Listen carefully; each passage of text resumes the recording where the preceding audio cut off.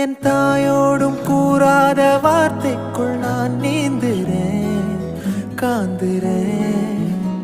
கனா காணும் போர்வைக்குள் காலத்தை அடக்காக்குற தேக்குறேன்